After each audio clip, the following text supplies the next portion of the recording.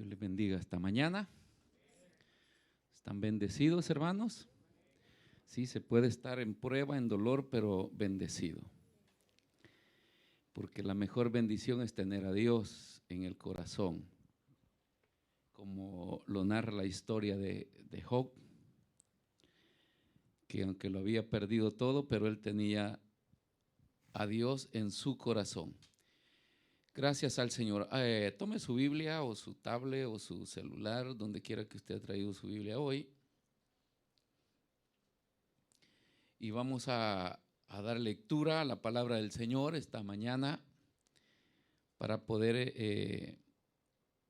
escuchar qué es lo que Dios quiere hablarnos, quiere decirnos. La Biblia dice que hay tres clases o tipos de cristianos. Así lo declara Jesús en Apocalipsis, que hay el cristiano frío, está el cristiano tibio y está el cristiano caliente. ¿Sí? Al caliente que se enfrió es un peligro, porque el Señor dice, mejor te hubiera sido ser frío. Porque el frío es el impío que nunca ha conocido de Dios, nunca se ha comprometido con el Señor. Y cuando el Señor le ministra es más fácil obrar y cambiar su vida. Pero el tibio es el cristiano de iglesia que un día estuvo en la iglesia o está en la iglesia, pero que se enfrió. Y ese cristiano frío o tibio, generalmente conocido como el cristiano cabezón. Porque él sabe, usted le pregunta y dice, no, yo sé, no, yo estudié, no, yo acá, no, yo serví, yo. Es difícil que usted le pueda convencer que está en el error y que tiene que regresar a Dios. Es difícil que vuelva. Y entonces, y es un problema, ¿no? Es una dificultad poder entender quién es el cristiano frío. Porque cada uno de nosotros, si preguntara a cada uno de nosotros, daría su opinión, su idea. ¿Cómo es un cristiano frío, hermanos? Alguien dirá, alguien que no canta, alguien que no alaba, alguien que no viene a la iglesia. Y no es verdad, no es verdad. A veces el cristiano frío, tibio, es el que más viene a la iglesia y el que más danza y el que más habla y el que más canta. Porque en sí lo que la Biblia dice en lo que es la tibieza o la frialdad en la vida del cristiano es el que no hace la voluntad de Dios. O sea, el que escucha la palabra y se va y luego la olvida, no la pone en práctica. Puedo venir al culto el domingo, pero cuando termina el culto yo me voy y sigo viviendo mi vida normal. Ese es un cristiano peligroso, frío, tibio. Porque no es porque se hizo una danzada en la iglesia, sino que escuchó la palabra, pero no la va a poner en práctica en su vida. Y si no la ponemos en práctica en nuestra vida, entonces no sucederá lo que ustedes ven acá detrás de mí, que es el rema de nuestra iglesia para este año, o ahí en las pantallas, caminando con Dios. Ya que para caminar con Dios hay exigencias de Dios, hay mandatos de Dios, hay cosas que Dios espera que yo haga y que usted también haga para agradarle a Él. Ahora dice el Evangelio de Marcos capítulo 8, Evangelio de Marcos capítulo 8, versículo, vamos a leerlo el 31 para poder entender un poquito más el contexto, hasta el versículo 38, 8, 31 al 38. Acá en mi Biblia dice, Jesús anuncia su muerte y su resurrección. Jesús resucitó. ¿Cuántos creen eso, hermanos? Y está sentado a la diestra del Padre para poder ser el mediador entre el Padre y nosotros. Gracias a su intervención nosotros podemos ser aceptados por el Padre todos los días, porque todos los días fallamos. Dice la palabra que si hay alguien acá que crea que no ha cometido pecado, el tal sea mentiroso, bullardo, porque todos pecamos, solamente Dios no. Pero tenemos el gran privilegio de arrepentirnos todos los días y pedirle al Señor que nos ayude, y Él nos perdona porque Él es el mediador. Dice la palabra del Señor, y comenzó a enseñarles, ¿lo tiene? Ahí está también en las pantallas, y comenzó a enseñarles que le era necesario al Hijo del Hombre padecer mucho. ¿Qué le era necesario? Padecer mucho. ¿Cuánto hemos padecido nosotros? Nada. Y ser desechado por los ancianos y los principales sacerdotes y por los escribas, o sea, por todo el liderazgo en su tiempo de su ministerio público, todos lo desecharon. Y no solamente lo desecharon, y ser muerto y resucitar después de 3 días. Esto les decía claramente. Entonces Pedro le tomó aparte y comenzó a reconvenirle, a llamarle la atención. Pedro se convirtió o pretendía convertirse en el consejero de Jesús. Qué tremendo, ¿no, hermano? Qué tremendo.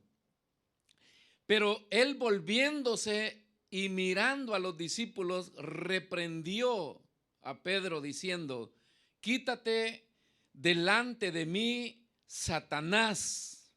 Así se refirió Jesús a Pedro, viéndole a los ojos, le dijo: quítate delante de mí, Satanás. Y qué tremendo, hermanos, ¿no? ¿Qué pasaría si acá le decimos: hermano, el pastor un día se baje, apártate de mí, Satanás, y es una hermana y un hermano? No vendrá más a la iglesia. No, se armarán 2 bandos. Uno es, esa persona está endemoniada. La segunda es ponerse al lado del pastor. Y otros pues de repente no vendrán más a la iglesia. Pero apártate de mí, Satanás. Ahora a veces ignoramos que nosotros los cristianos, los seres humanos, aunque cristianos, estamos ¿cómo se dice? Dispuestos, no dispuestos, sino propensos, la palabra correcta, propensos a ser influenciados por el enemigo. Ese es el primer nivel del diablo, la influencia diabólica. Eso es por vivir en esta tierra, hermanos. Se nos pega todo de allá afuera y venimos influenciados. Entonces, no vaya a pensar que de repente nosotros nunca hemos tenido ninguna influencia diabólica. No. Si hay veces que piensa mal del pastor, piensa mal del hermano, piensa mal del cónyuge, piensa mal del vecino, criticamos. ¿Y qué pasó eso, pastor? Se te metió un demonio. Pero el Señor lo echa fuera, ¿ya? Y hay otros niveles más altos. Entonces, ¿por qué no ponéis la mira en las cosas de Dios, sino en la de los hombres? Era sencillo el caso, porque a veces podemos pensar que una persona endemoniada es aquella que pierde el conocimiento, brinca, grita. Y no, Pedro está en su sano juicio. Simple y sencillamente Jesús le dice que tiene una influencia diabólica porque no ha entendido lo que Jesús está diciendo. Tengo que padecer, me van a golpear, me van a maltratar, voy a morir. ¿Lo entendiste? No lo había entendido. Y solo por no haberlo entendido, Jesús lo cataloga como una persona que no pone la mira en las cosas de arriba. Y llamando a la gente o a la multitud y a sus discípulos, este es nuestro tema principal, nuestro versículo principal. Y llamando a la gente y a sus discípulos les dijo, repita conmigo: si alguno, no escucho, si alguno, todavía no se escucha, si alguno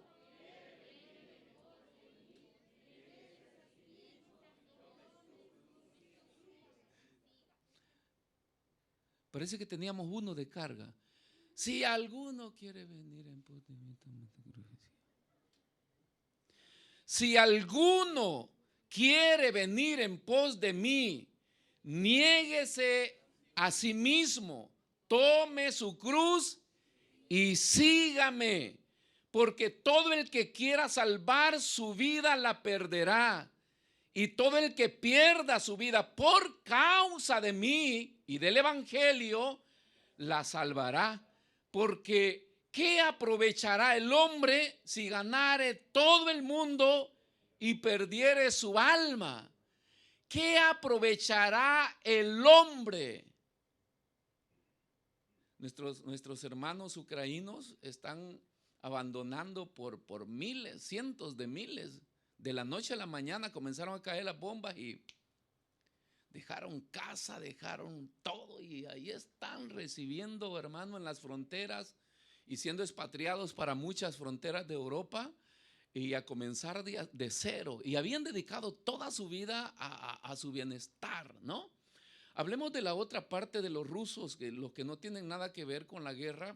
Bueno, los ricos sí, pero los más afectados ahorita son los millonarios, ¿sabía usted? Los millonarios rusos que tenían el poder en la tierra, así como ha habido un bloqueo económico, ellos, hermanos, el dueño del equipo del Chelsea, por ejemplo, poniéndolo en venta a mitad de precio. Uno, porque ya no puede estar en Inglaterra. Segundo, por ser ruso, tiene que abandonar. Y después el dinero. Y son millonadas de euros, hermano, que se están perdiendo ahorita. Millonadas de euros. Han trabajado toda su vida para eso. Y hoy no tiene valor por los ataques económicos, por producto de la guerra. Y eso va a pasar en todo el mundo. Va a repercutir en nosotros también acá. El poco centavo que usted, por lo que se ha sacrificado. Eso está así, ¿ve? Está así porque ahorita hay una guerra normal, digamos, de bombas acá, pero no están usando gases atómicos ni nada de eso.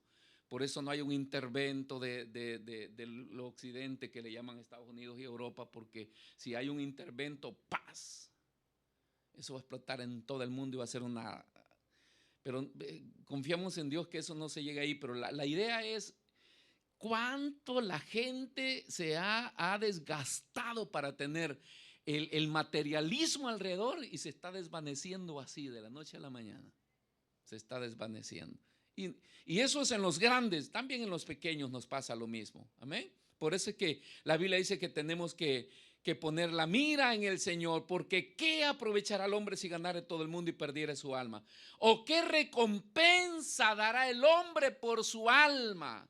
Este versículo habla, recuérdate que todos los seres humanos nos vamos a presentar después de la muerte delante del Creador para rendir cuentas. Y no hay precio material con el cual te puedas presentar al Señor y le puedas decir, ¿cuánto vale mi alma para pagártela? Nada, no hay precio. Porque el que se avergonzare de mí y de mis palabras en esta generación adúltera y pecadora, el Hijo del Hombre se avergonzará también de él cuando venga en la gloria de su Padre con los santos ángeles. Gracias al Señor. Puede sentarse. El Hijo del Hombre también se avergonzará de él. De diversas maneras los seres humanos mostramos nuestro orgullo y nuestra vanidad en diversos niveles de nuestra vida.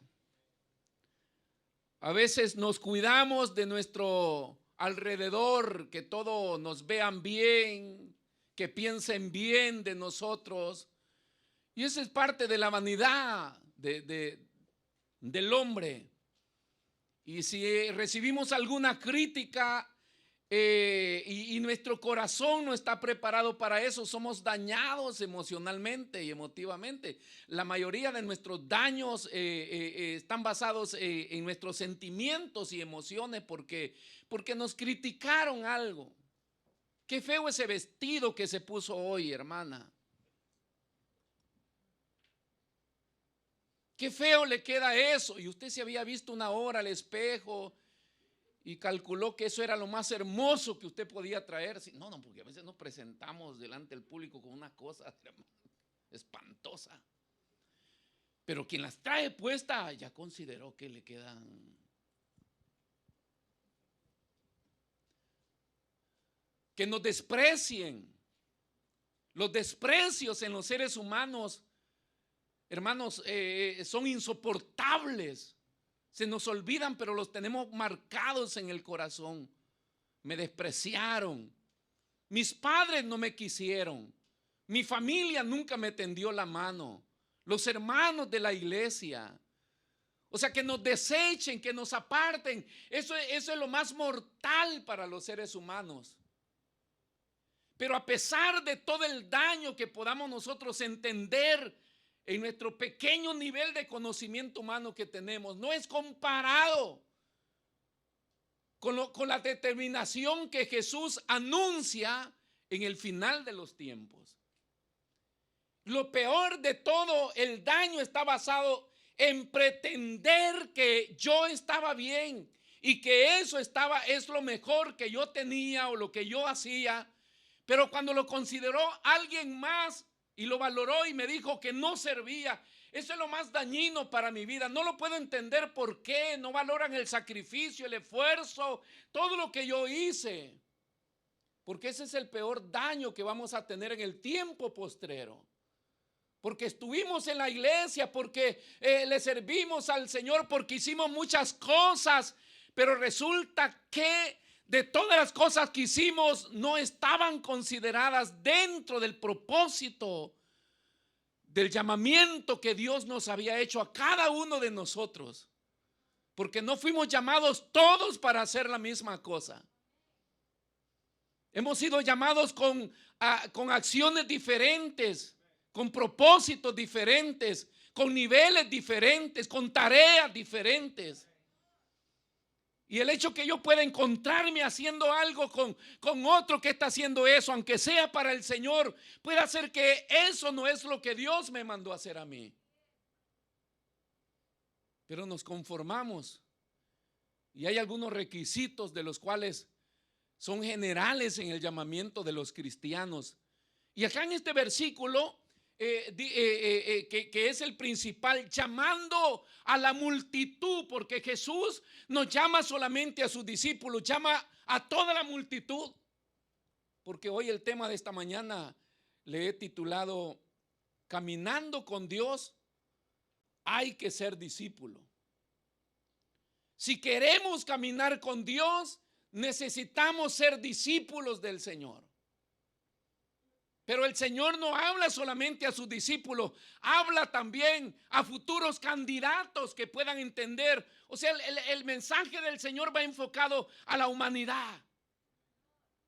Y no solo a los servidores de la iglesia o líderes de la iglesia, personas que de repente están sentados y son parte del pueblo del Señor, pero que te llama el Señor. ¿Por qué? Porque una cosa es ser creyente y la otra cosa es convertirse en un discípulo del Señor. Porque el discípulo escucha, aprende, sigue. El creyente no, pero hace número.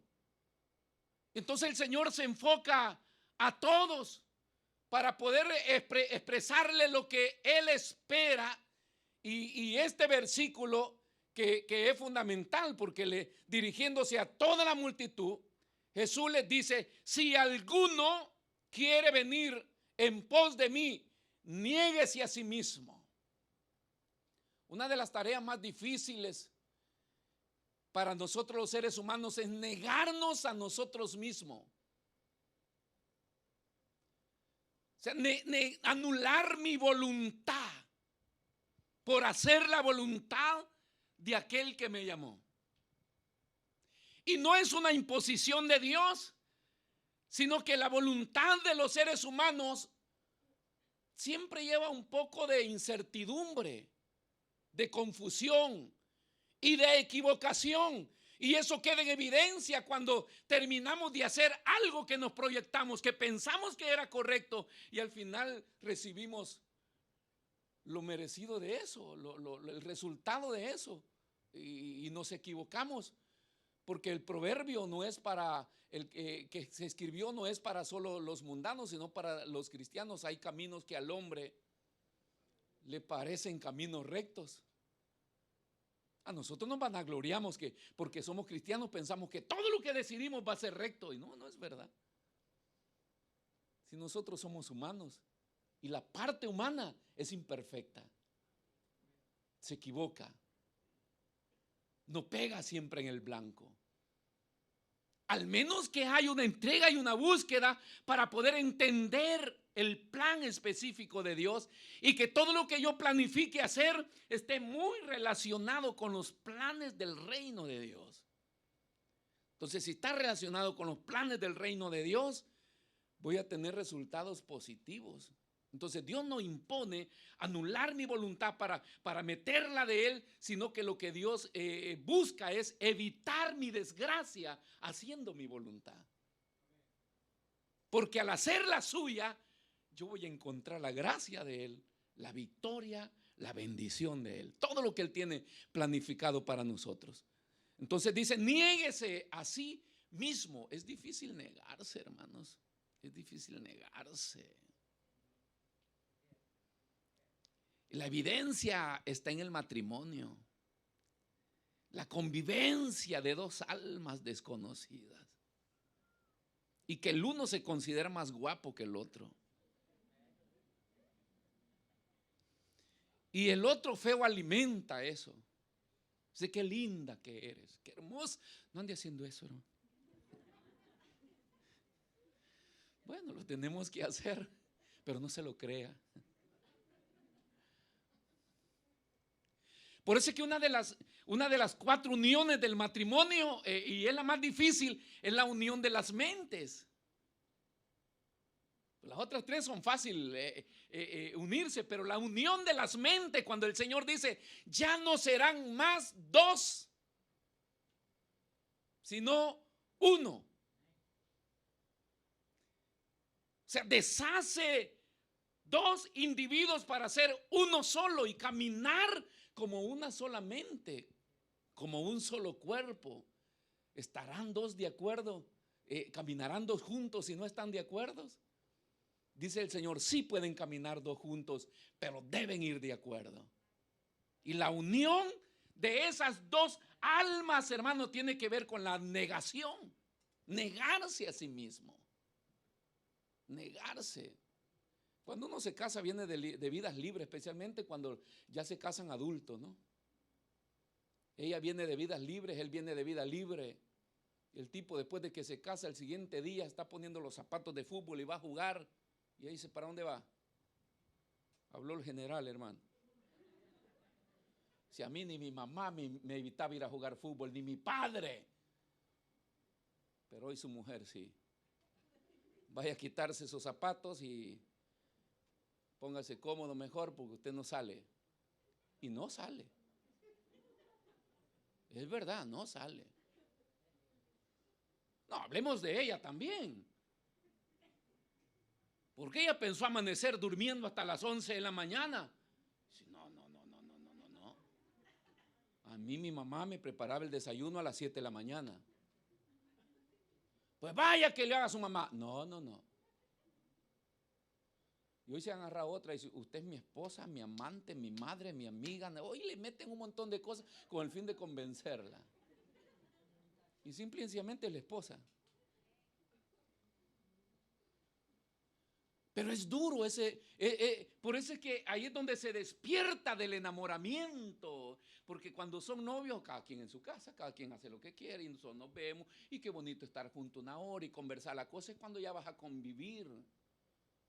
Hay que cocinar, hay que lavar, hay que trapear, hay que ir a trabajar, hay que ver los chicos, hay que ver acá, hay que ir a ver qué. Y ese montón de cosas y esa vida agitada. Y después viene y se arman las guerras, hermano. Porque es difícil negarse a uno mismo. Por eso es que se cree que uno aprende a amarse con el pasar de los años, porque nadie se casa amándose, se casa enamorado. Pero después de años no estás más enamorado, pero sí amas. ¿Qué es mejor que estar enamorado? Ahora, por eso dice, niéguese a sí mismo, tome su cruz. Ahora, búsquese un pedazo de madera y comience a caminar. No, tome las responsabilidades en su nivel de vida o nivel de llamamiento que Dios le ha dado. Si un cristiano viene sacado del mundo, limpiado por el poder de la sangre del Señor, convertido a una nueva vida, pero sea responsable de esa nueva vida. Sea responsable del evangelio, sea responsable de la palabra de Dios, sea responsable de las exigencias de Dios, viva para Dios. Cada uno debemos ser responsable, cada discípulo. No, cuando el Señor me cambie, cuando el Espíritu Santo haga, cuando alguien me dé, cuando todo, y la gente anda buscando que otros hagan lo que deberíamos hacer nosotros. Tenemos responsabilidades, hermanos, individuales, cada uno de nosotros. Entonces Jesús dice, tome su cruz y sígame. No, porque también hay muchos que han tomado el evangelio, pero se han quedado ahí. Yo vivo como quiero, yo lo busco a mi manera. El Señor dice, acá me sigue. A mí me encantaba, mi papá era mi ídolo. Cuando yo terminaba la escuela, yo le decía, papá, yo mañana voy con usted al trabajo. Mi papá se levantaba a las 2 de la madrugada. Y a esa hora se tomaba el café con pan y mi mamá ya le preparaba todo. Y a las 3 él partía. Y yo le dije, mañana yo voy con usted desde que salía de la escuela. Me encantaba andar con mi padre. Entonces mi papá, para que su niño no se desvelara y descansara, se levantaba en silencio. Y iban a hacer todo a la cocina. Pero yo desde pequeño he sido así, hermano. Cuando he querido hacer algo, yo me tengo que levantar a tales horas y a las 3 yo abría los ojos. Y mi papá se estaba ya yendo por la puerta y yo, me espera. Ya se despertó este bicho. Así nos dicen allá, el cipote, el muchacho. Ya se despertó, ya aligérate, que yo tengo que irme ya. Yo, siempre he sido como un comando militar. Ya estoy listo, vámonos. 3 de la mañana.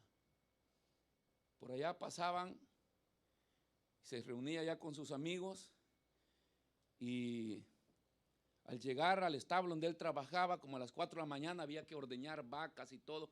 Pero antes de eso se ordeñaban las cabras y la leche cabra es buena para vitamina. Y a mí me gustaba. Y yo le decía, yo quiero leche de cabra a las 4 de la mañana. Y decían los bandidos amigos de mi padre, bueno, 3:30 estamos pasando por el río, a las 3:30 nos bañamos todos. Una agua helada, hermano. Yo tenía como 7 años, 8 años, algo así.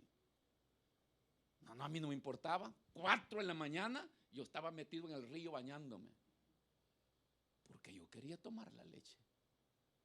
O sea, lo que le quiero decir es que yo le decía a mi padre, yo quiero ir con usted, y en pocas palabras mi padre me decía, me sigues y haces lo que yo tengo que hacer todo el día. Y porque no es que yo llegaba allá y ya mi padre se ponía a trabajar y ya por ahí me dejaba a mí descansando. No, yo andaba todo el día detrás de él, haciendo esto, él hacía esto, yo hacía esto. Por eso es que aprendí a hacer muchas cosas, porque yo siempre estuve de curioso y queriendo hacer yo las cosas. Ahora Jesús dice, tome la responsabilidad y sígame.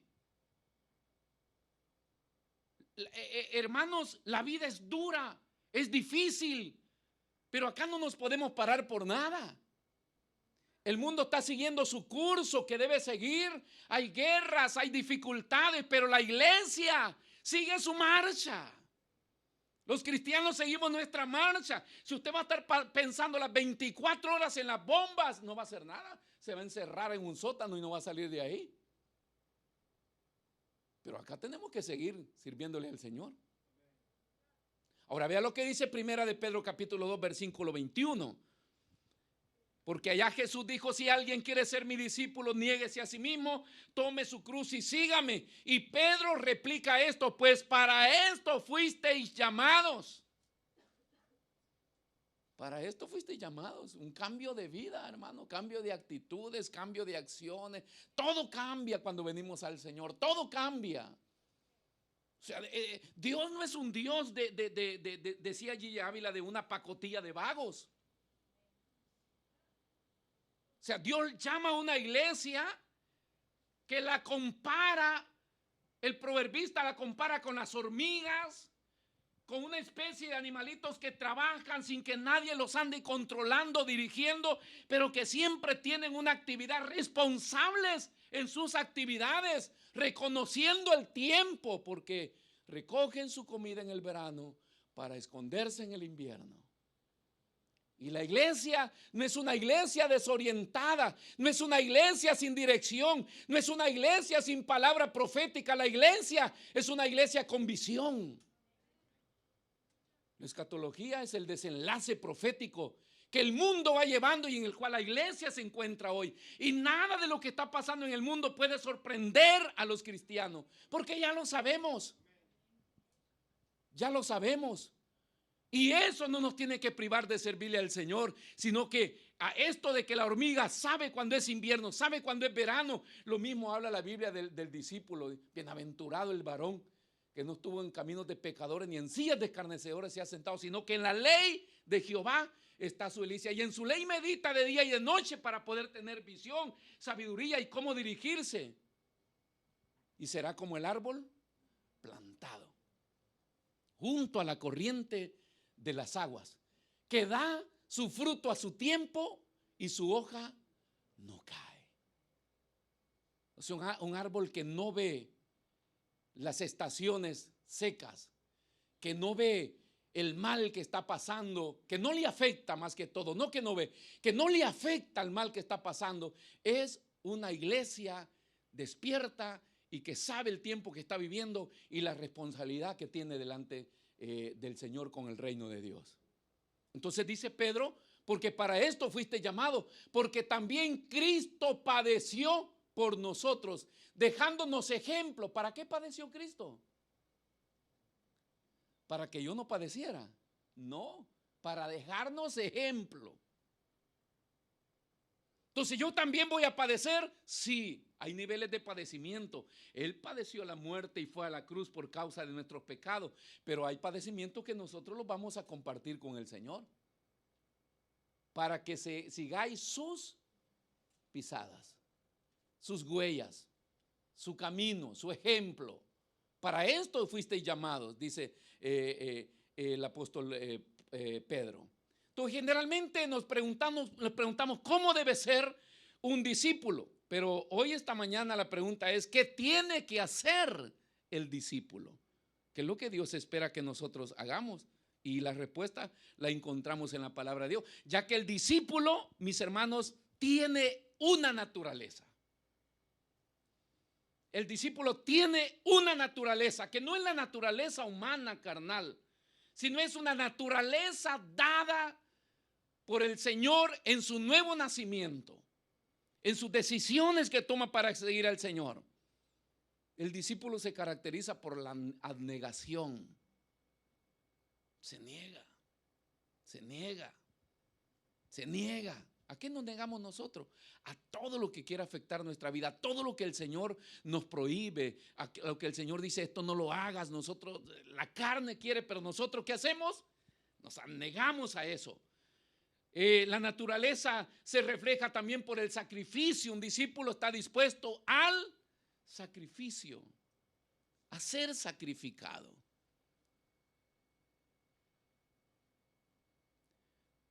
Nosotros dejamos de ser una iglesia y somos un ministerio. Esto lo vengo trabajando de años. Estuve predicando una serie hace años sobre la iglesia apostólica, porque la iglesia es la apostólica, no los predicadores. Pero la iglesia tiene una función apostólica. Y nosotros no debemos sentirnos orgullosos por ser un ministerio, sino debemos ser responsables. Porque dejar de ser una iglesia local para ser un ministerio en expansión ya no es solamente un privilegio, sino que es una responsabilidad. Nosotros podemos ir por otras ciudades y seguir plantando iglesias, que otras iglesias no les ha sido dado eso. A nosotros nos ha sido dado, gracias al Señor, pero debemos ser responsables con eso. porque somos responsables de llenar al menos este país de iglesias, de comunidades, de altares, donde personas puedan venir y rendirse al Señor y alabar y glorificar el nombre del Señor como lo hacemos nosotros acá. Y ese es aparte de ser un privilegio, es una gran responsabilidad de la cual Dios nos va a demandar en aquel tiempo. Y si somos parte de un ministerio, somos gente llamada a un sacrificio, y estamos acá y estamos por allá, y hace mucha función este ministerio. Para algunos que no sabían, este ministerio Maranata tiene mucha función las 24 horas del día, pero son contados con los dedos los pocos que participan en todo este trabajo de este ministerio.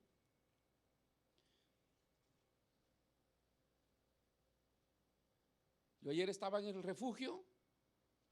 Teníamos un apuntamiento a las 10 de la mañana para ir a ver un local que estamos viendo allá en Asti.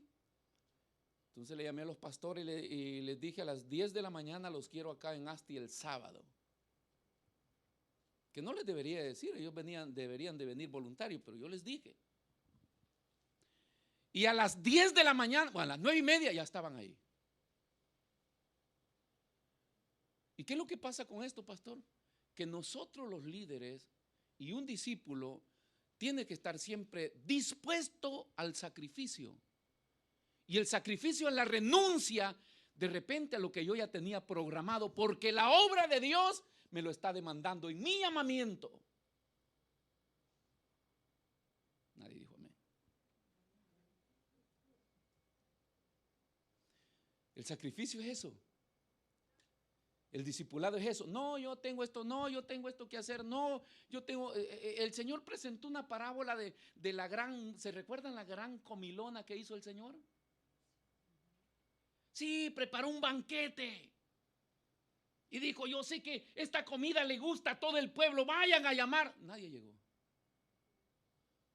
pero presentaron sus excusas, objeciones. Yo acá, yo allá, yo allá, yo allá. Yo con la gente que presenta excusas le digo: ok, no se preocupe, pero se debería preocupar. Había un hermano que nos manejaba cuando yo todavía no manejaba acá en Italia. Había un hermano que nos manejaba y a veces llegábamos noche a la casa ya cansados. Ya habíamos comido algo en la iglesia, ¿no? Y mi esposa le decía: hermano, me dice, me perdona, pero yo estoy cansada, voy a descansar. Y el hermano decía: pastora, no se preocupe. Ni se despreocupe tampoco, le decía. Sí, no se preocupe por ponerme excusas a mí, pero no se despreocupe tampoco por la responsabilidad que tiene como el Señor. Porque yo puedo poner excusa al hombre, pero yo debo saber qué llamado tengo con el Señor. Y el sacrificio, mi hermano, lo demanda. Entonces un discípulo tiene que estar dispuesto a la negación, al sacrificio, al sufrimiento. Es un cristiano, discípulo de Cristo, que ha decidido caminar con Dios y que no quiera pasar por donde asustan. Yo sé que en diversas maneras usted ha pasado por momentos en la vida donde el corazón le ha saltado más de lo normal. Yo he andado en lugares, hermanos, cuando era muy joven, donde sí asustaban. Yo veía caer mis compañeros así caminando, ¡bom, bom, bom! Y después que pasaba toda la humazón de todo, ver sus pies colgando, su pedazo de pie colgando en una rama y verlo a ellos sin pie, sin uno, sin dos. Eso era doloroso, hermano. Y no solo doloroso, nos entraba un terror a todos. Pero vamos a avanzar. Y cuando íbamos a avanzar de nuevo, ¡bom, bom! Otros dos y otros. Hay que sacarlo ya, vamos para arriba, hay que avanzar. ¿Quién quería avanzar, hermanos? ¿Sabes que todo el camino está minado y que tú eres el futuro amputado? El corazón te brinca y uno quiere desesperadamente desaparecer, abandonar todo. Yo vi llorar los hombres. Yo he estado donde los hombres lloran de miedo, de terror, de desesperación, como están llorando ahorita en la guerra que está pasando allá. No crea usted que los que andan peleando ahí son valientes, son títeres de los gobiernos. ¿Pero por qué van? Porque acá hay una parte que la vamos a ver nosotros. Entonces, el discípulo de Cristo no solamente está dispuesto a la negación, no solamente al sacrificio, también está dispuesto al sufrimiento. Esto de caminar con Dios, tienes que saber que hay periodos por el camino, hay emboscada por el camino, hay trampas por el camino, hay dificultades en el camino, pero para eso fuimos llamados. Para eso vine, por eso el Señor se le para enfrente a Pedro y le dice: apártate de mí, Satanás, pero recién te expliqué que yo vine para ser muerto. ¿Tú no entiendes eso? Hoy se nos predica un evangelio de evadir. Dios no quiere que sufras, Dios no quiere que te enfermes, Dios no quiere, no, todo es victoria, todo es conquista, todo, hermano, todo es materialismo. La Biblia me enseña eso. El discípulo camina por caminos de espinas y abrojos. Jehová es mi pastor, nada me faltará. Pero reza también este salmo: cuando paso por el valle de la sombra de la muerte. Hay momentos en el camino del evangelio de sombra, de muerte. Hay olor a muerte. Es terrible el olor a muerte. Es terrible el olor a sangre humana.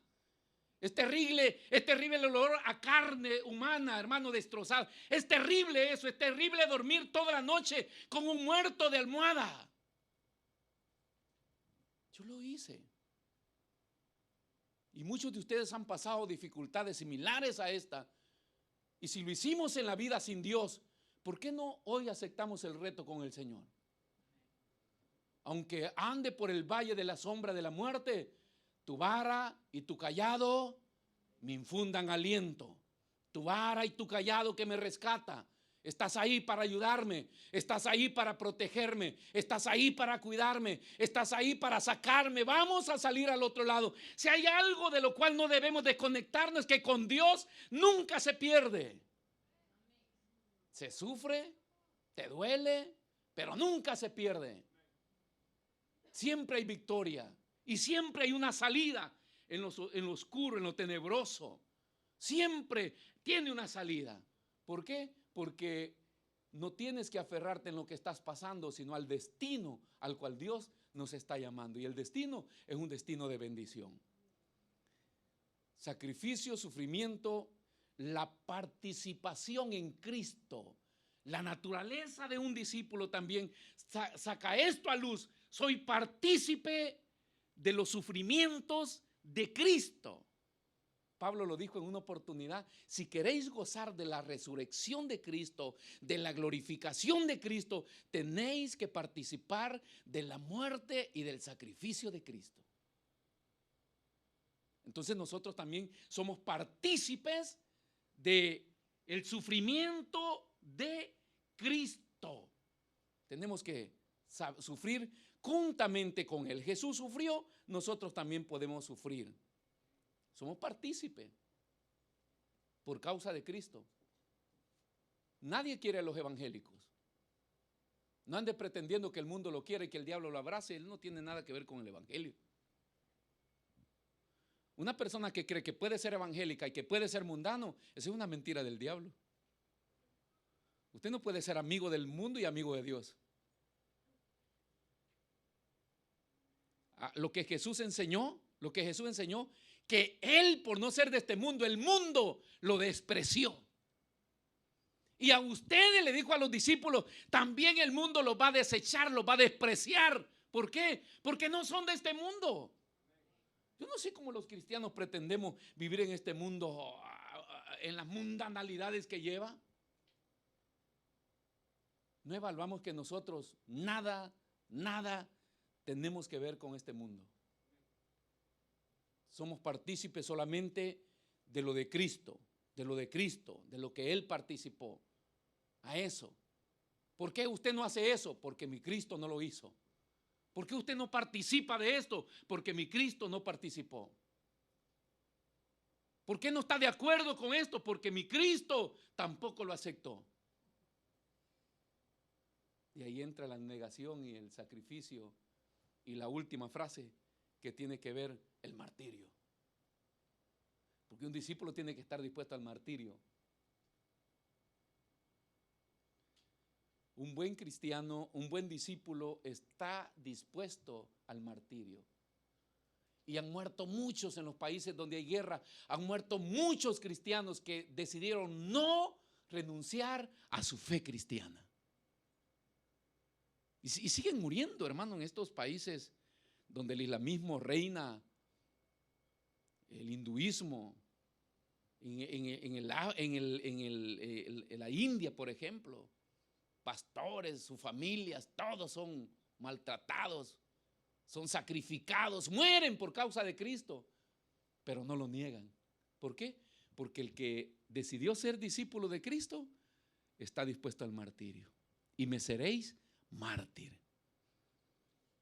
¿Estamos de acuerdo, hermanos, ahí? Bueno, espero que no se nos olvide al salir de acá. Entonces, según los ejemplos de la Biblia, para ser un discípulo, que yo le decía, no, la pregunta es, no es cómo debo ser, porque el discípulo dice, no, debo ser amable, debo ser gentil, debo ser acá, sino, ¿qué es lo que tengo que hacer? ¿Qué es lo que debe hacer un discípulo? Entonces, vea lo que dice 1 Corintios capítulo 3, versículo 10. Conforme a la gracia, dijo Pablo, de Dios que me ha sido dada, yo como perito arquitecto puse el fundamento y otro edifica encima. Pero cada uno mire cómo sobreedifica, porque nadie puede poner otro fundamento que el que está puesto, el cual es Jesucristo. Entonces el discípulo que ha decidido seguir al Señor, caminar con Dios, tiene que ser un discípulo constructor. Hoy usted se va a una escuela técnica o a un curso y usted se saca un curso de muratore, ¿ya? No, constructor. ¿Qué significa esto de constructor? O sea, lo que quiere decir es que tenemos que construir nuestra vida cristiana en los parámetros de la palabra de Dios. Se necesita ser un arquitecto. Se necesita ser un constructor para poder poner los cimientos y las columnas y las paredes y el techo y todo ese diseño.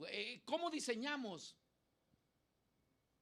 Todo lo que existe en la vida comenzó con una imagen que se forma en el cerebro del ser humano. Luego viene un diseño. Y en ese diseño viene diseñado cómo debe ser esa imagen.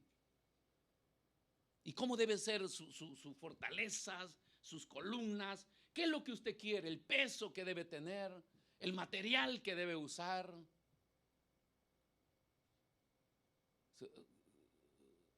Usted no se va a poner a construir un edificio con 4 palitos y lo va a hacer de 5 plantas. No llega ni a la segunda cuando se le derribe todo. Entonces se necesita tener el conocimiento de la construcción. ¿Por qué los cristianos no planificamos nuestra vida cristiana?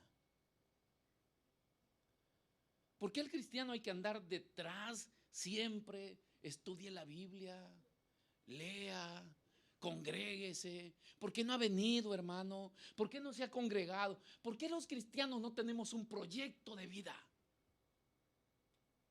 ¿Cuántos quieren ir al cielo? Por eso es nadie. ¿Si quiere ir al cielo? ¿A la eternidad con el Señor? ¿Ya construyó su proyecto de vida?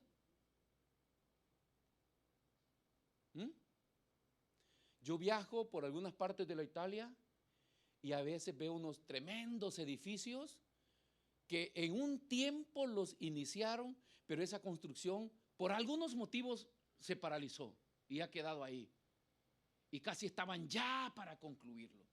Y yo digo, acá algo pasó, o algo financiero, o no sé qué pasó, porque a veces también existe de los ricos que para despistar un poco de salida construyen algo que solo para decir que construyeron algo y ahí lo dejan. Pero hay una cantidad de construcciones a mitad. Y esas construcciones a mitad a veces suceden porque el constructor no planificó qué es lo que iba a hacer. Si voy a hacer una casa, ok, comencemos. Ya de que me gusta, la voy a hacer de 2 pisos. No, si usted no lo planificó antes, no puede seguir decidiendo. Le voy a poner esto. Le voy a meter esto.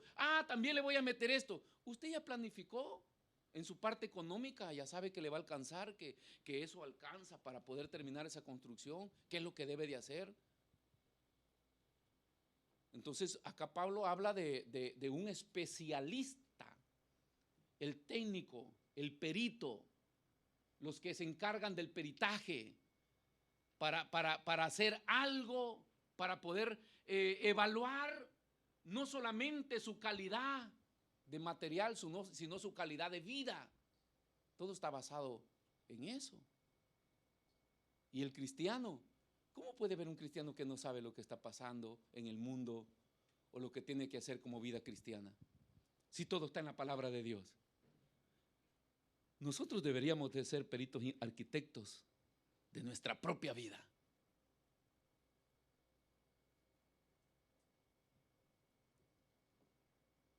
¿Sabe por qué tengo abundancia?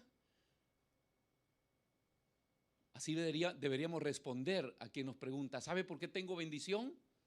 Porque yo tengo un proyecto de vida cristiana. ¿Sabe por qué Dios siempre me protege? Porque yo tengo un proyecto de vida. ¿Sabe por qué cree que cuando todo se está derrumbando, de repente todo se levanta de nuevo? Porque tengo un proyecto de vida en Dios. O sea, el cristiano que planifica su vida, que es un constructor, mi hermano, nunca va a tener fracaso. Entonces Job lo pierde todo y parece que se terminó. El diablo dice, toma un arma, pégate un disparo y se acaba todo. Y Job dice, no, yo sé que mi Redentor vive. Yo tengo un proyecto de vida diseñada en mi Dios. Aunque lo haya perdido todo, Él sigue viviendo. Y aún de la miseria, del polvo, de la nada, Él tiene el poder para levantarme de nuevo. ¿Y sucede o no sucede? ¿Por qué sufre? ¿Qué le ayuda a sufrir? ¿Qué le ayuda a soportar? ¿Qué le ayuda a vivir ese momento difícil? Su proyecto que tenía en Dios. Yo sé que mi Dios vive. Yo sé que mi Dios vive. Cuando el mal ataca nuestras vidas, mis hermanos, y nos está consumiendo, hay alma ahí que tiene que decir, yo sé que mi Dios vive y esto no es el diseño de vida que yo proyecté en Dios. David dijo lo mismo cuando la muerte le iba a llegar. David dijo, yo no moriré. Esto no es lo que yo tenía diseñado. Esto no es lo que Dios me mostró. Esto no lo encontré en el llamamiento de Dios. Dice, yo tengo otro proyecto de vida en Dios, no moriré. Y son determinantes sus palabras, porque no muere en ese tiempo. Queremos ser cristianos victoriosos, pero nosotros queremos que Jesús el curandero nos acuda solo cuando yo tengo necesidad. Ahí me la paso viajando y por acá, que voy a Venecia, que voy a la torre de allá de Babel, no es la de Babel, de Pisa, que voy al lago, que voy al mar, pero yo soy cristiano, tengo una etiqueta de cristiano. ¿Tú crees que ese estilo de vida es el diseño que Dios espera de tu éxito o para tu éxito? El discípulo debe tener un compromiso con Dios. Y su naturaleza es esa. Y esta es una característica más. Un constructor. Y dice, cada uno, el fundamento de nuestra vida es Cristo. Si hay algo que nos han querido quitar todo el tiempo, es el fundamento. Los testigos de Jehová quieren que usted crea en el Padre, en Jehová. El islamismo quiere que usted crea en Alá. Los budistas quieren que usted crea en Buda. El catolicismo quiere que usted crea en María y en todos los santos. Toda la vida han querido quitar el fundamento a la iglesia. Pero el fundamento de la iglesia, dijo Pablo, es Cristo Jesús. O sea, una iglesia sin Cristo no es iglesia, no tiene fundamento, no tiene proyecto de vida y por consiguiente no tendrá éxito ni victoria, sino sufrimiento y dolor. Pero la iglesia de Cristo tiene a Cristo como fundamento. ¿Cómo hago, pastor, para construir mi proyecto de vida? Primero, aférrese al Señor. Nadie más le puede sostener, solamente el Señor Jesucristo. Entonces Pablo dice que el fundamento es Cristo. Y sobre ese fundamento nosotros tenemos que continuar a edificar. Tenemos que construir nuestra vida. ¿Sobre quién? Sobre Cristo. Sucede que en el Evangelio, en el catolicismo te enseñan que el feligrés se debe a la iglesia. No a Cristo, a la iglesia. Entonces la iglesia tiene todo el derecho y el poder sobre la persona. La iglesia te acepta, la iglesia te descomulga, la iglesia acá, la iglesia allá. La iglesia puede confesarte con alguien de la iglesia y tus pecados son perdonados, porque le enseñan que la gente se debe a la iglesia. En cambio, el mensaje de la Biblia nos enseña que tú no te debes a la iglesia, porque la iglesia eres tú. Te debes a Cristo. Es Cristo el que soluciona todo. Él es mi base, mi fundamento. Entonces Pablo dice, en Él tenemos que construir nuestro tipo de vida, nuestro estilo de vida, la manera que nosotros queremos. Pero dice, cada uno tiene que ver cómo sobreedifica. Y acá le voy a decir una gran verdad. Esto quiere decir que nuestra vida no la puede edificar el pastor. Usted puede andar buscando cobertura del mejor apóstolo, del mejor pastor. Pastor no va a edificar tu vida. Nosotros somos mensajeros, voceros del Señor, del mensaje de Dios. Pero no tenemos ningún poder mágico para edificar a alguien. Ahora, la Biblia dice que la palabra de Dios sí edifica. Pero no somos nosotros a edificar. Y aparte de eso, la Biblia nos delega la responsabilidad. Pablo dice, cada uno de ustedes vea cómo sobreedifica. El fundamento es Cristo. Yo ya les enseñé, porque el mensaje y la doctrina de Pablo es llevar a los discípulos a que Cristo es el único fundamento de la iglesia. No es nadie más. Y luego construya su vida basada en Cristo. El pastor no puede edificar tu vida. Tus padres no pueden edificar tu vida. Y no solamente los padres, el cónyuge no puede edificar tu vida. Ah, no, mi esposa es santa, entonces me santifica a mí. Y yo, no. La Biblia dice que cuando el Señor venga, el santo se va. Y el carnal se queda, porque dos estarán en una cama. La esposa será tomada. Por lo general va a ser salva la esposa, porque es la que más busca de Dios. Y esto es para que los hombres se incomoden un poco. Ah, ve tú a la iglesia y dice, hay oras por mí. La gente cree que la oración lo va a llevar a la eternidad. La oración lo que hace es que te encuentres con el propósito de Dios y un día Dios te toque y te convierta. Pero la oración no va a llevar a nadie al cielo, ni el esfuerzo de otra persona, ni la búsqueda, ni la santidad. Hay cosas que me pertenecen a mí y que yo no puedo compartirlas contigo. La parábola de las vírgenes. Danos vosotros de vuestro aceite. Ellas dicen, no. Yo no puedo darte de mi unción. Yo no puedo darte de lo mío. Eso es mío. Mi oración es mía. Mi ayuno es mío. No puedo dártelo a ti. Debes construir lo tuyo. Dale una ofrenda de palma al Señor, al menos. Cada quien debe construirse lo suyo. ¿Ustedes creen que el pastor se va a salvar porque ustedes pasan solo de rodillas por él? No, ese es pidiendo misericordia. Pero no, cada uno Esta es responsabilidad de cada uno. Y el discípulo que decide seguir al Señor toma esta responsabilidad, mis hermanos. No es porque usted frecuente la mejor iglesia, el mejor grupo, el mejor pastor, el mejor predicador. No tienen absolutamente nada que ver. Es que usted entienda que el fundamento es Cristo y de hoy en adelante yo voy, me llego a mi casa, me siento y voy a diseñar mi plan de vida hasta la eternidad en Cristo Jesús. Por eso es que quien se diseña su plan de vida, se construye su plan de vida, caen pastores, se van pastores, se mueren líderes, pase lo que pase, viene un tsunami, viene la guerra y él queda parado ahí. Si hoy comenzamos de nuevo, ese tipo no se mueve, no sé, ¿por qué? Porque él no puso su mirada en el hombre. ¿La ha puesto en quién? En el Señor. En el Señor. Cada uno vea cómo sobre edifica. Debemos edificar nuestra vida pensando en qué. ¿Cuáles son nuestros sueños?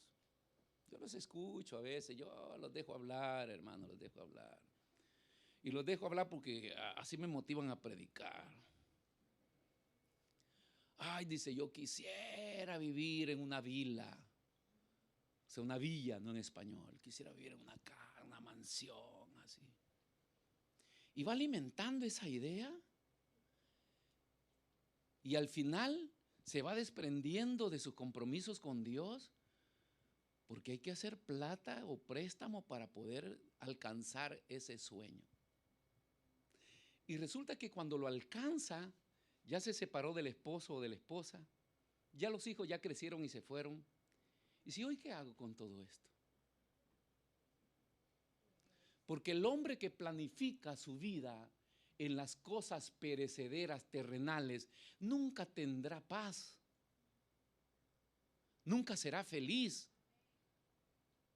Muchos de ustedes vinieron a este país para sacar adelante a sus hijos. Ya crecieron, ya se casaron, ya se fueron y todavía siguen acá sacrificándose hasta que lleguen todos torcidos, allá reumáticos, viejitos muriéndose. ¿Para qué?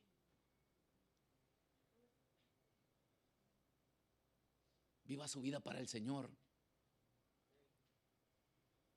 No, porque criamos los hijos y hoy vienen los nietos y después los bisnietos y después todos queremos criar nosotros. ¿Para qué, pues? Yo a mi nieta la agarro un ratito, durante ella se está riendo, al que comienza a llorar, llévenlo de la mamá.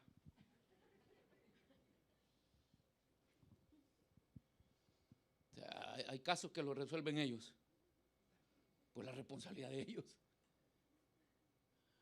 Ay, pero hay abuelas que no. Todos tenemos que pensar, hermanos, que necesitamos construir nuestro estilo de vida basado en ¿qué? En la eternidad. ¿Para qué usted está viniendo a la iglesia? Pues si está pensando irse. ¿Hay quien se le clavó el filisteo en el corazón y en la mente? Hay mujeres y jovencitas en las iglesias que allá están pensando en el chico ese, el del colegio, el de la universidad, el vecino. Ay, y no es que están orando para sacárselo de la mente, no, para que el Señor lo toque, para que el Señor lo traiga. Y si el Señor no lo trae, a veces lo traen ellos. O sea, el evangelismo está basado en salvar almas para Cristo, no carne para nosotros. Y ahí gastamos nuestros pensamientos y vamos cultivando eso. Ahora, Pablo está diciendo que nuestra edificación de vida, nuestra construcción de vida debe estar basada en la eternidad, no en lo temporal, no en el materialismo. Repito, hermanos, mire, cuando las bombas caen, yo anduve por unas montañas allá de mi país porque el comunismo agarró fuerza en nuestro país, porque nuestro país lo manejaban las 10 familias más ricas de El Salvador. Eran 10 familias ricas. y ellos eran los hacendados y todos nosotros los pobres trabajábamos para ellos al precio que ellos querían.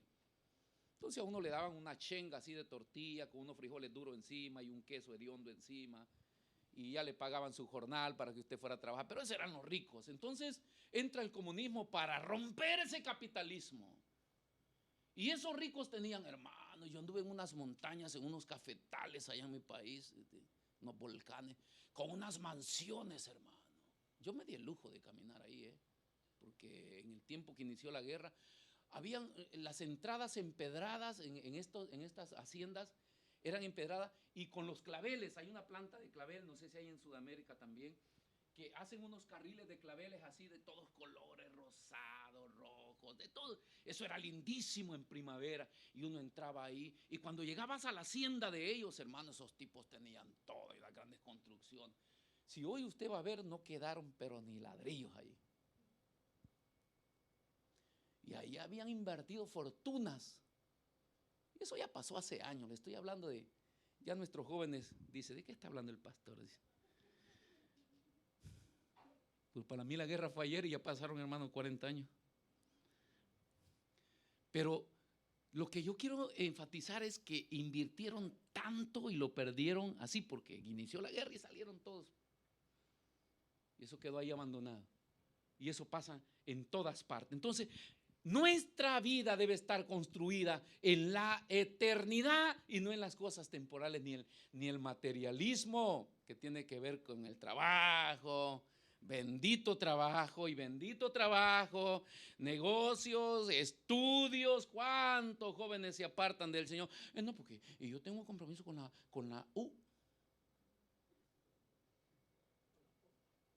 la universidad. Y qué lindo los jóvenes que tienen sus compromisos con la universidad, pero no rompen sus compromisos con el Eterno. Porque saben que su vida está basada para esa eternidad. O los placeres de este mundo, hermano, que es lo que más nos afecta, todo el placer de este mundo. Benditos placeres, no, que benditos placeres, hermano. Pero este mundo presenta una gama de placeres. Ay, hermano, qué lindo eso. Usted abre su celular y al no más que lo abre, Vodafone, la quena, grande oportunidad. Con 5 euros usted 100 gigabytes para que alimente más su vicio de estar en Facebook. Puede viajar a la Liguria. Señora, le decía una hermana, ¿vole un peso de Anguria? No, de Liguria, le decía. La señora de Liguria. Y le quería decir de Anguria, la sandía, ¿no? ¿Quiere un peso de Liguria? Pero te aparecen por todas partes, mi hermano, vacaciones acá y mansiones acá. A mí me parece eso. Y yo ahorita tengo el sufrimiento de la gente allá que está en la guerra y que está huyendo y que las bombas están cayendo. Y cuando abro mi celular y veo a la gente esto celebrando. Y ahí hasta cristianos, pues, celebrando acá. Y sí, hay que vivir su vida, todo. Pero no olvidemos el mal de la otra persona. No olvidemos el que está sufriendo. Y que nosotros también tenemos que tener presente que hoy son ellos, mañana podemos ser nosotros.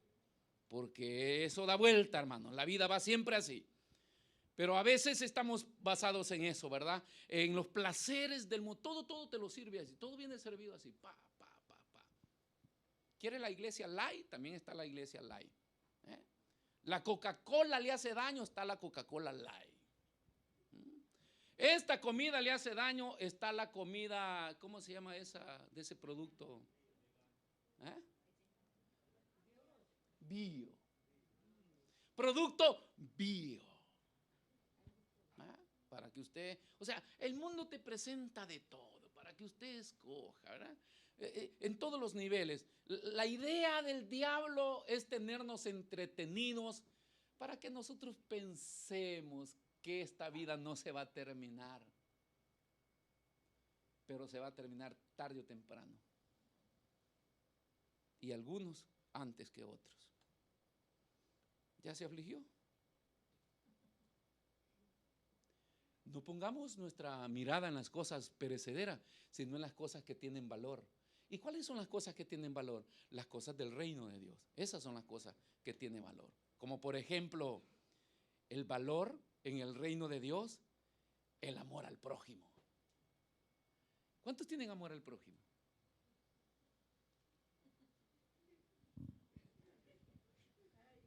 Yo creí que me iba a decir, amén. Hay una gran diferencia con esta expresión del amor al prójimo a la demostración de afecto que los seres humanos sienten por la desgracia de otros.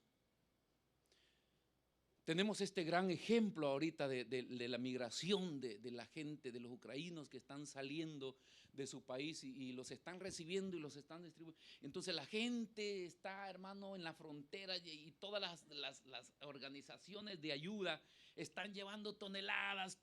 Nosotros también lo vamos a hacer y están llevando todo eso porque pobrecitos los ucranianos. ¿Estamos de acuerdo? Pobrecitos los ucranianos. Pero ¿sabía usted que están discriminando a los rusos? Y ojo, porque la mentalidad del dictador es una y la mentalidad del pueblo es otra. Y hay soldados rusos que han caído prisioneros por los ucranianos y lloran. Usted no tiene idea de lo que es desobedecer las órdenes de un tirano, de un dictador. Ustedes no tienen idea de lo que es ir a parar a una cárcel. Ustedes no saben cuántos miles de rusos han encarcelado por haberse manifestado en la calle en contra de la guerra. Miles y miles están encarcelados en Rusia con maltratos y sufrimiento. Niños también. Del pueblo ruso. O sea, el pueblo ruso no está de acuerdo con la guerra de Putin. Ni los soldados que están combatiendo. ¿Usted cree que pueden negarse ellos y decirle, oye, mi presidente, yo no voy? Esos pobres andan dando su vida ahí por una orden de una cabeza equivocada a la cual están sometidos. Pero a lo que yo me refiero del amor al prójimo es, ¿por qué? Porque, ok, ayudemos a los que están saliendo de la guerra, pero los que la están haciendo no, son desgraciados que se mueran. Ese no es el amor de la que la Biblia habla. Pobre Rusia, hermano. Pobre pueblo ruso. Pobre pueblo ruso. Usted no tiene idea de los bloqueos económicos que los gobiernos occidentales le han hecho a la Rusia. Han paralizado, bloqueado todo su comercio. ¿Saben lo que están sufriendo? Los ricos no. Ellos tienen millonadas para los días de vida que les queda todavía. Los pobres, hermano. La gente rusa está en los bancos haciendo tremendas colas para ver si encuentran un dinero de ellos, que era de ellos, y no hay más. No crea que es un pueblo que está levantando bandera blanca y diciendo, está bien la guerra, lo vamos terminando. Pero la gente humana sin el Señor presenta ayuda a unos, pero hace diferencia con los otros. De los otros que no tienen culpa. Por eso es que cuando alguien dice, ¿qué culpa tengo yo del pecado de Adán? Si yo no nací en ese tiempo, yo no decidí en ese tiempo. Entonces hay un alemán que fue capturado para la Segunda Guerra, en el tiempo de Hitler, y cuando él fue capturado, él dijo, yo no estoy de acuerdo con la guerra de Hitler. Y él era un soldado combatiente, lo agarraron en el campo de batalla peleando. Y él dice, yo no estoy de acuerdo con la guerra de Hitler. ¿Pero qué andas haciendo acá? Soy alemán. Nací ahí y hay una ley que me obliga a obedecerle a él.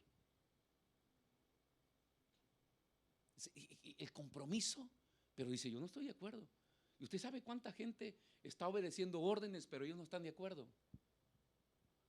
Entonces él dijo, yo no tengo culpa de las ideas de Hitler, pero por ser alemán, soy parte de esta guerra. Yo no tuve culpa del pecado de Adán, pero por ser descendiente de Adán, yo llevo el pecado de Adán también. Y gracias al Señor que ya lo eliminó de nuestras vidas. Pero el amor al prójimo es parte del valor del reino de Dios. Este amor que no ve diferencia, mis hermanos. Porque las ideas, la ideología de otros tipos, ese problema de ellos, aún del más malvado que sea el hombre. Pobre Putin. Esto no lo vaya a decir en público allá porque lo van a pedrear. Pero nosotros como cristianos, pobre pedazo de hombre. Hermano, pobre pedazo de hombre que un día va a estar delante del Señor y va a rendir cuenta por los miles y miles de muertos que él ha ocasionado. Pobre hombre. Y el amor al prójimo está basado en eso también. En orar por esta nación. Nosotros oramos, por favor, Señor, quita la calentura del hermano, por favor, Señor, ayuda al pobre joven allá que está llorando, que le han dañado. Y hay problemas graves, básicos, por lo que nosotros necesitaríamos estar los jueves acá pidiéndole al Señor, por favor, ayude a esa gente que está saliendo ahí. Ayer pasaban un video de unos periodistas de Sky, no sé quiénes lo lograron ver. Los tomaron como parte del ejército de ucranianos y los agarraron en su vehículo, y ellos gritaban, somos periodistas en todas las lenguas, nada hermano, balas y todo. Lograron, andaban con sus chalecos antibalas, lograron escapar, pero esos pobres hermanos escaparon, llegaron a un lugar, estaban asustados, porque es terrible ver la muerte encima. Solo con Cristo podemos tener la seguridad. Amén. Vamos a ver este último versículo.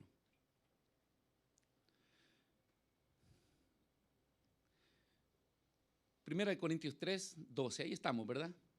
Y si sobre este fundamento alguno edificare oro, plata, piedras preciosas, madera, heno y hojarasca, la obra de cada uno será manifiesta porque el día la declarará, pues por el fuego será revelada y la obra de cada uno, cual sea el fuego, la probará. Entonces, póngase de pie, por favor.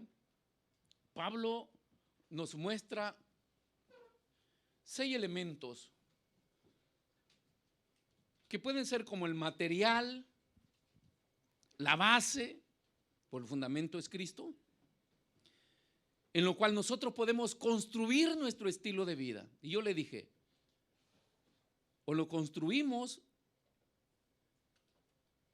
en lo que no edifica, en lo temporal, en el materialismo, todo lo que concierne a trabajo, placeres, negocios, a toda nuestra actividad diaria, o lo construimos basado en la eternidad. Siempre podemos agarrar 3 elementos de esos. Pero hay unos que tienen un valor para la eternidad, como por ejemplo el oro, la plata, las piedras preciosas. Y no es que usted va hoy a convertirse en un buscador de oro y de plata y de piedras preciosas, sino que está hablando de los valores de la vida basados en la palabra de Dios que me van a llevar a la eternidad con el Señor. Y después está la hojarasca, el heno y toda esa basura, esa madera que se quema con el pasar de la prueba. Todo se termina. Si nuestra vida está basada en el materialismo, cuando llegue la tempestad, la prueba, la tormenta, se lleva todo. Se lleva todo. Pero si nuestra vida la hemos construido con los valores que Dios ha establecido para nuestra vida, y esos valores pueden ser, como se los repetí al inicio, la negación, el sacrificio, el sufrimiento, el compartimiento que tengo con Cristo de todo lo que Él padeció y el martirio. Son cosas en las cuales yo baso mi vida. Si Cristo sufrió, ¿por qué no puedo sufrir yo? Si Cristo padeció, ¿por qué no puedo padecer yo? Si Cristo se negó y otros hombres se han negado con el pasar de la historia, ¿por qué yo no me puedo negar a lo que Pablo dice? Todo me es lícito, pero no me conviene. No me conviene, hermano. ¿Se recuerda del Chapulín, del Chavo? Sí lo hago, pero cuando veía la ventana, el barranco, sí lo hago. Usted tiene acceso a todos los placeres del mundo, pero usted diga, sí, yo lo podría hacer, pero no me conviene, no me ayuda, no me va a llevar a la eternidad con el Señor, me va a hacer perder todo lo que he hecho. Y ya vamos bien adentro. Para los que tienen 30 años de cristiano, 20 años, 10 años, 5 años, un año que tenga, ya se encaminó, hermano. Yo creo que yo crecí en el evangelio, pero luego me aparté, pero ya llevo por ahí por unos 25 años. Ya regresarme, no, hermano, ya es mejor esta vida. Ya no, ¿para qué ir atrás? Pero puedes ir, tienes derecho. No, si de derecho vamos a hablar, el diablo siempre dice que tiene derecho. No. Acá solamente debemos sujeción al Señor, al que nos llamó. Cierre sus ojos. Padre, te damos gracia en esta mañana. Te bendecimos, Señor, y te damos alabanza y te damos gloria y honra solamente a ti.